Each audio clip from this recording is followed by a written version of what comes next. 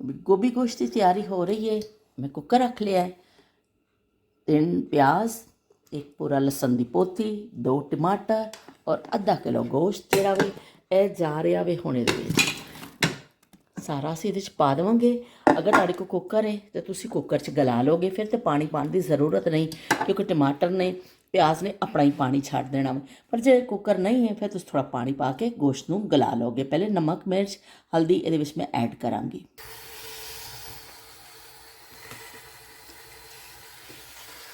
नमक पा रही है मैं, मिर्च पावांगी। मिर्च तो खासी तेज़ होंदी है तो और वैसे भी नमक मिर्च हर कोई अपने हिसाब ना पाएगा। चलो जी, ये हुण मैं सारियां चीज़ां पा दित्तियां ने। नमक मिर्च हल्दी साडे पंजाबी स्टाइल दी हांडियां ज़्यादातर इस तरह ही पकदियां ने। ये सारियां चीज़ां कट्टियां पा के चलो भी चढ़ा देवो तो गोश्त गल जाए तो भुन के तुसीं ਉਹਦੇ ਵਿੱਚ ਫਿਰ ਜਿਹੜੀ सब्जी पानी है पा देवो। अगर वैसे तुसीं शोरबा वगैरह बनाना है तो पानी सादा पा देवो। इसमें ज़्यादा मुश्किल नहीं है बहुत, क्योंकि ज़्यादा मसाले साडे खाणिਆਂ 'ਚ बहुत ज़्यादा इस्तेमाल नहीं होंदे। तो लो बई हुण असीं इहनूं करने आ बंद।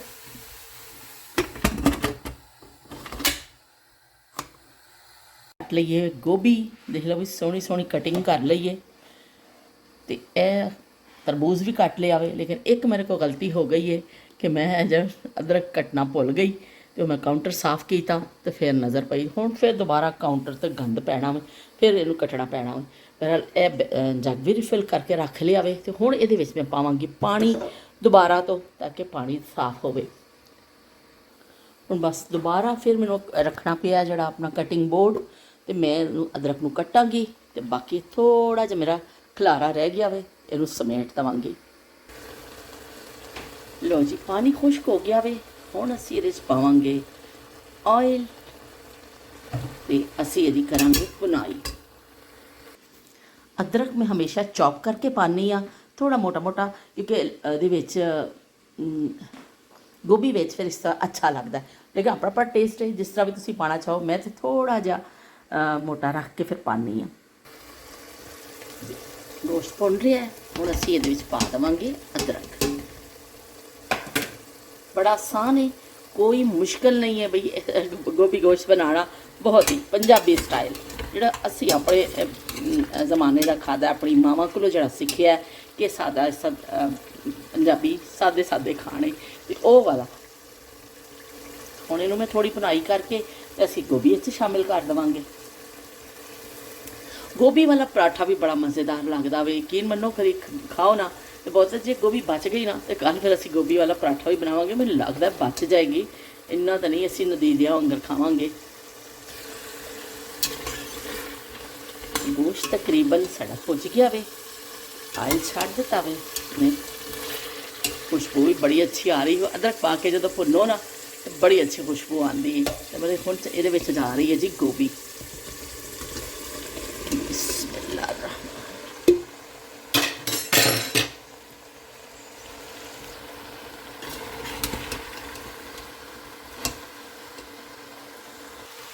लो जी, असी मिक्स कर दी अच्छे तरीके दे नाल। इहदे विच हुण मैनूं अग हल्की रखांगे इहदी, पानी असी बिल्कुल नहीं पाना इहदे विच। ते एक दफ़ा फिर शूम होएगा है, मैं कुकर बंद कर दांगी। लेकिन बड़ा उस तरह में कि तुसीं बड़ा ध्यान दे नाल, ध्यान इस तो मैं कह रही हाँ कि मैं जिहड़ा वे अंदाजे दे नाल ही बस हल्का जिहा शू हुंदा, क्योंकि पानी नहीं पाया। तो इस तो मैनूं बस आइडिया वे, मैं कदी घड़ी नहीं देखी।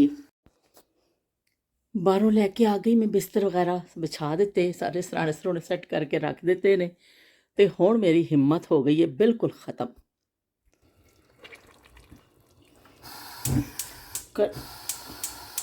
कुकर का ढक्कन मैं खोल दिता। देखो पानी पाया नहीं सी, अपने ही वो हल्का जिहा शो होया वे तो मैं बंद कर दिता है। और गल कही पर मैं इहनूं अच्छी तरह भुनाई करांगी, बिल्कुल इहदा जिहड़ा ना पानी भी खुश करांगी तो फुल शुल सारे खत्म हो जाएंगे। बस एक मसाला टाइप बन जाएगा, क्योंकि साढ़े घर इस तरह ही बनती होंदी सी। मेरे अब्बू नूं इस तरह पसंद सी।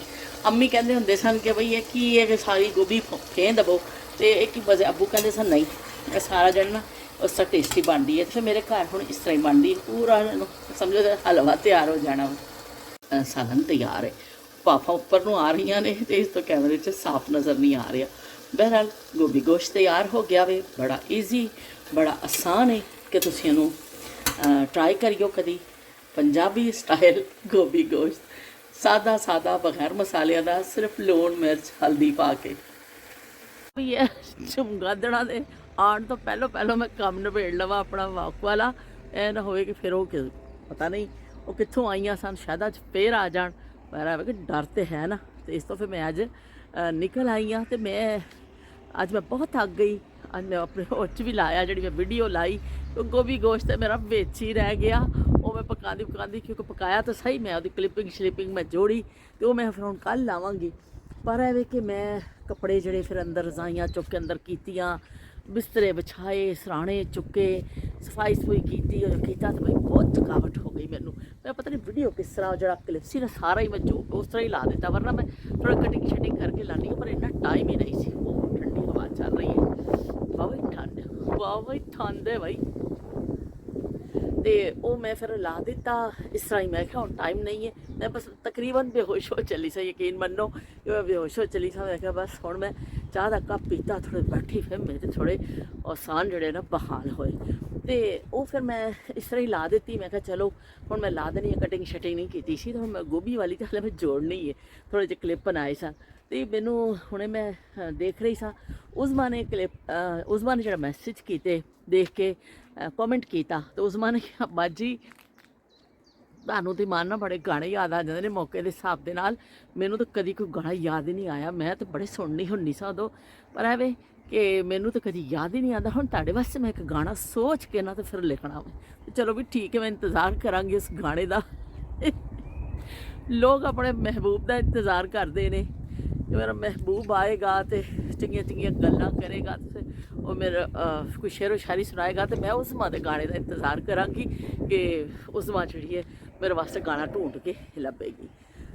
ਅਤੇ ਅਮਨਾ ਦਾ ਵੀ ਆਇਆ ਛੋਟਾ ਜਿਹੜਾ ਕਲਿੱਪ ਲਾਇਆ ਸੀ YouTube ਸ਼ਾਰਟਸ 'ਤੇ, ਉਹਨਾਂ ਨੇ ਕਿਹਾ ਵੀ ਬੜਾ ਯੰਮੀ ਉਹਨਾਂ ਨੂੰ ਲੱਗਿਆ ਜਿਹੜਾ ਲਜ਼ਾਨੀਆ ਦਾ ਲਾਇਆ ਸੀ। ਅਤੇ ਇਸ ਤਰ੍ਹਾਂ ਤੁਹਾਡੇ ਸਾਰਿਆਂ ਦੇ ਜਦੋਂ ਕਮੈਂਟ ਮੈਂ ਪੜ੍ਹਨੀ ਆ ਮੈਨੂੰ ਬੜੀ ਖੁਸ਼ੀ ਹੁੰਦੀ ਹੈ। ਉਸਮਾ ਨੇ ਕਿਹਾ ਕਿ ਬਾਜੀ ਕਿ ਮੇਰੇ ਹਸਬੈਂਡ ਨੂੰ ਬੜਾ ਪਸੰਦ ਹੈ ਗੋਭੀ ਗੋਸ਼ਤ, ਇੱਕ ਪਿਆਲੀ ਇੱਧਰ ਭੇਜ ਦਿਓ। तो एक प्याली की ਤੁਸੀਂ ਆ ਜਾਓ, ਸੋ ਬਿਸਮਿल्ला आके खाओ, नहीं तो पूरा देश का ਤੁਹਾਨੂੰ ਭੇਜ सकने, ऐसी गल नहीं है। तो बड़ा अच्छा लग्या। गोभी गोश्त ऐसा वे कि हर घर च तकरीबन शौक ना खादा जाता वे। मैं तुहानूं एक गल सुनावां, चलो कहते बाजी पुराने किस्से छेड़ लैंदी है, तो किते ना किते कोई ना कोई पुराना किस्सा नज़र आ जाता वे। जदों मेरी शादी हुई, मैं शादी तो पहले मैं थोड़ी स्टार्ट करनी है कि साडे घर विच ज़्यादातर गोश्त विच सब्ज़ी पकदी हुंदी सी। जिहड़ी भी सब्ज़ी पकनी है ना वो गोश्त 'च ही पकनी है। तो या दाल तो सादी पक जाती सी, पर साबत मूंगी भी साडे घर ते माश दी दाल भी साडे घर गोश्त विच ही पकदी सी।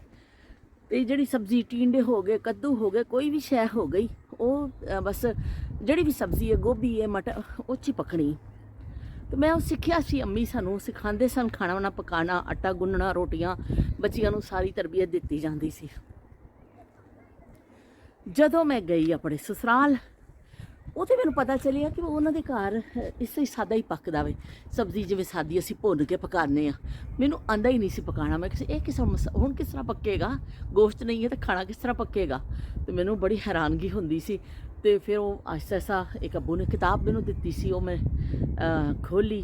उन्होंने कुरान पाक जो मेरा लैके आए, तो नाले खाना पकाने की किताब भी लैके आए कि तेनों कोई होएगी ना तो ये विचों देख लिया करी। उदों किताबां हुंदियां सन, अतिया इनायतुल्लाह ने लिखी हुई सी बुक। तो अबू ने मैं लिया के दी हुई किताब खोलनी, कभी अपनी अम्मा जी को पूछना, कभी किताब तो देखना करना, बड़ा मुसीबत लगती सी। क्योंकि ईजी उदों ही लगता सी गोश्त भुनो तो पा दो सब्जी, बस मुक गया काम। तो मैनूं बड़ा मुश्किल लगता सी कि बगैर गोश्त से खाना बनाना। तो बस बई फिर बंदा सीख जाता, हौली हौली राह पिया जाने तो वाह पिया जाने, तो फिर बंदा सीख जाता वे। तो इस तरह हर चीज़ जिहड़ी हुंदी है दूसरे घर जो तुसी जानते हो वो तुहानूं थोड़ी नवीं लगदी है। हर घर का उठन बैठण दा तरीका हुंदा वे, सौण दा, खाना खाण दा। एक बच्ची नूं आके फिर उहदे विच ही एडजस्ट होना पैंदा वे कि बई तुसी तुहाडे घर दी रूटीन नहीं उत्थे चलेगी, उहदे उन्हां दी रूटीन चलेगी जिन्हां दा घर है। तो इस तरह फिर आहिस्ता आहिस्ता फिर बच्चियां टल जांदियां ने। तो मैनूं जदों मैं गोभी गोश्त बनानी आ ਤੇ ਮੈਨੂੰ ਅੱਬੂ ਜ਼ਰੂਰ ਯਾਦ ਆਉਂਦੇ ਨੇ ਕਿ ਸਾਡੇ ਘਰ ਵਿੱਚ ਹੁੰਦਾ ਸੀ ਕਿ ਜਿਹੜੀ ਗੋਭੀ ਬਚ ਜਾਂਦੀ ਸੀ, ਅਕਸਰ ਘਰਾਂ 'ਚ ਹੁੰਦਾ ਹੋਇਆ ਨਹੀਂ ਕਿ ਸਾਡੇ ਘਰ 'ਚ ਹੀ, ਕਿ ਉਹ ਫਿਰ ਪਰਾਠਾ ਦੂਸਰੇ ਦਿਨ ਜ਼ਰੂਰ ਬਣਨਾ। ਅੱਬੂ ਨੇ ਰਾਤ ਨੂੰ ਹੀ ਐਲਾਨ ਕਰ ਦੇਣਾ, ਅੱਬੂ ਨੇ ਕਿ ਵੀ ਜੇ ਬਚ ਗਿਆ ਨਾ ਸਾਲਨ ਤੇ ਵੀ ਮੈਨੂੰ ਸਵੇਰੇ ਪਰਾਠਾ ਬਣਾ ਦੇਈ ਉਹ ਗੋਭੀ ਵਾਲਾ। ਤੇ ਉਹ ਫਿਰ ਸੁਬਾਹ ਨਾਸ਼ਤੇ ਵਿੱਚ ਸ਼ਾਮੀ ਨੂੰ ਉਹਨਾਂ ਨੂੰ ਪਰਾਠਾ ਬਣਾ ਦੇਣਾ, ਤੇ ਜੇ ਬਚ ਜਾਣਾ ਤੇ ਇੱਕ ਅੱਧ ਫਿਰ ਹੋਰ ਬਣਾ ਲੈਣਾ। ਤੇ ਇਸ ਤਰ੍ਹਾਂ ਫਿਰ ਉਹ ਗੋਭੀ ਵਾਲੇ ਪਰਾਠੇ ਵੀ ਬੜੇ ਸ਼ੌਕ ਨਾਲ ਖਾਂਦੇ ਸਭ, ਬੜਾ ਹੀ ਮਜ਼ਾ ਆਉਂਦਾ। ਗੋਭੀ ਵਾਲਾ ਪਰਾਠਾ ਮੇਰਾ ਬੜਾ ਫੇਵਰਟ ਹੈ। ਤੇ ਅੱਜ ਗੋਭੀ ਬਚ ਗਈ, ਮੈਂ ਤਾਂ ਖਾਣਾ ਖਾ ਲਿਆ ਤੇ ਮੇਰੇ ਹਸਬੈਂਡ ਨੂੰ ਹਾਲੇ ਮੈਂ ਦੇਣਾ ਵੇ, ਕਿਉਂਕਿ ਉਹ ਤਾਂ ਰਾਤ ਨੂੰ 9:30 10 ਵਜੇ ਖਾਂਦੇ ਨੇ, ਤਕਰੀਬਨ 10 ਵਜੇ। ਤੇ ਇਸ ਤੋਂ ਮੈਂ ਅਗਰ ਬਚ ਗਿਆ ਸਾਲਨ ਤੇ ਫਿਰ ਇੱਕ ਬਈ ਅਸੀਂ ਕੱਲ੍ਹ ਬਣਾਵਾਂਗੇ ਪਰਾਠਾ ਤੇ ਉਹ ਫਿਰ ਖਾਵਾਂਗੇ। ਤੇ ਮੌਸਮ ਬੜਾ ਅੱਛਾ ਹੈ, ਬੱਦਲ ਇੰਨੇ ਸੋਹਣੇ ਹੋਏ ਨੇ, ਮੈਂ ਤੁਹਾਨੂੰ ਦਿਖਾਵਾਂ ਜ਼ਰਾ। ਗੱਲਾਂ ਕਰ ਇਕਰਾਰ ਦੀਆਂ, ਗੱਲਾਂ ਕਰ ਇਕਰਾਰ ਦੀਆਂ, ਮੈਂ ਸੀਨੇ ਨਾਲ ਲਾ ਰੱਖੀਆਂ ਤਸਵੀਰਾਂ ਯਾਰ ਦੀਆਂ, ਮੈਂ ਸੀਨੇ ਨਾਲ ਲਾ ਰੱਖੀਆਂ ਤਸਵੀਰਾਂ ਯਾਰ ਦੀਆਂ। ਗੱਡੀ ਆ ਗਈ ਟੇਸ਼ਨ ਤੇ, ਗੱਡੀ ਆ ਗਈ ਟੇਸ਼ਨ ਤੇ, ਉਹ ਪਰਾਂ ਹਟ ਵੇ ਬਾਬੂ ਸਾਨੂੰ ਮਾਇਆ ਵੇਖਣ ਦੇ, ਉਹ ਪਰਾਂ ਹਟ ਵੇ ਬਾਬੂ ਸਾਨੂੰ ਮਾਇਆ ਵੇਖਣ ਦੇ। ਲੋ ਬਈ, ਅਸਮਾਨ ਦੇ ਰੰਗ ਇੰਨੇ ਖੂਬਸੂਰਤ ਲੱਗਦੇ ਨੇ ਕਿ ਜਦੋਂ ਵੀ ਬਾਹਰ ਨਿਕਲ ਲਿਆ ਨਾ ਮੈਂ ਤਾਂ ਬਸ ਦਿਲ ਕਰਦਾ ਇੱਥੇ ਖੜੀ ਰਵਾਂ। ਕਿਸੇ ਦਿਨ ਪਿੰਕ ਸ਼ੇਡ ਆ ਰਿਹਾ ਹੁੰਦਾ, ਕਿਸੇ ਔਰੇਂਜ, ਕਿਸੇ ਦਿਨ ਯੈਲੋ ਸ਼ੇਡ, ਅੱਜ ਬਲੂ ਸ਼ੇਡ ਜ਼ਿਆਦਾ ਵੇ। ਇੰਨਾ ਪਿਆਰਾ ਪਿਆ ਲੱਗਦਾ ਅਸਮਾਨ, ਪਰ ਮੈਨੂੰ ਨਹੀਂ ਅੰਦਾਜ਼ਾ ਕਿ ਕੈਮਰੇ ਨੇ ਉਹ ਕੈਚ ਕੀਤਾ ਕਿ ਨਹੀਂ ਕੀਤਾ। ਬੜਾ ਹੀ ਚੰਗਾ ਲੱਗਦਾ ਵੇ। ਤੇ ਬਸ ਬਈ ਮੈਂ ਰੱਖ ਕੇ ਗਈ ਸਾਂ ਪੱਤੀ ਪਾ ਕੇ, ਤੇ ਮੈਂ ਕਿਹਾ ਸੀ ਉਸ ਆਉਂਦੇ ਹੀ ਬਸ ਮੈਂ ਚਾਹ ਪੀਣੀ, ਤੇ ਹੁਣ ਮੈਂ ਔਨ ਕਰ ਦਿੱਤਾ ਵੇ। ਹੁਣ ਮੈਂ ਬਣਾਵਾਂਗੀ ਚਾਹ।